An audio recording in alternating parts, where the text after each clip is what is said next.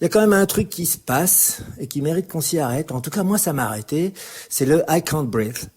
Le je peux pas respirer de ce pauvre type assassiné par un policier. Je vais le redire mieux. C'est la phrase qu'articulait George Floyd, noir de peau, afro-américain, sous le genou meurtrier d'un policier blanc de peau américain. Le je ne peux pas respirer qui dit bien ce qu'il veut dire, tant au niveau littéral que métaphorique. Le racisme, évidemment, dans sa splendeur tyrannique, n'est pas quelque chose que je ne peux condamner qu'en postant hashtag I can't breathe sur mon compte Instagram ou Twitter.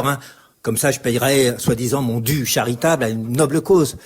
Parce qu'en fait, moi, je respire. Je suis blanc. La société dans laquelle je vis est faite pour moi. La société dans laquelle je vis est raciste. D'une façon différente qu'aux États-Unis, mais elle l'est. Elle l'est parce qu'elle a été construite, parce que sa richesse a été construite sur une idéologie qui a justifié la déportation de 12,5 millions d'Africains aux Amériques.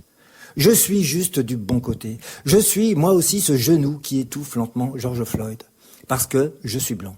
Et d'une certaine façon, écrire même cette chronique est indécent pour moi, homme blanc dans une société raciste.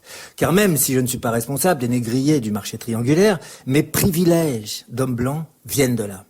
Alors, en relisant ma chronique sur la délivrance, entre guillemets, que représentait l'ouverture des bars en France, alors que j'étais H24 depuis une semaine sur les news américaines qui assistent, fascinés, sidérés même, à l'embrasement de leur société, à la mobilisation de leur armée, à la bunkérisation de leur président à cause d'Américains manifestant devant la Maison-Blanche, je me demandais quel était pour un homme racisé aux États-Unis, en Europe ou ailleurs, le sens du mot délivrance. Car nous aspirons tous et toutes à un retour à la vie normale.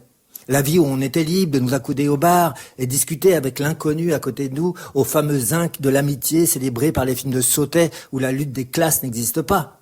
Mais qu'est-ce que veut dire retour à la normale pour une personne qui se rend compte que Covid ou pas, la couleur de sa peau sera le pire des virus et pour lequel un vaccin est une chimère. Hippolyte Girardot, merci. Vous avez transformé votre colère en texte, comme souvent. Hippolyte Girardot, ce sale blanc, même j'ajouterais. Exactement.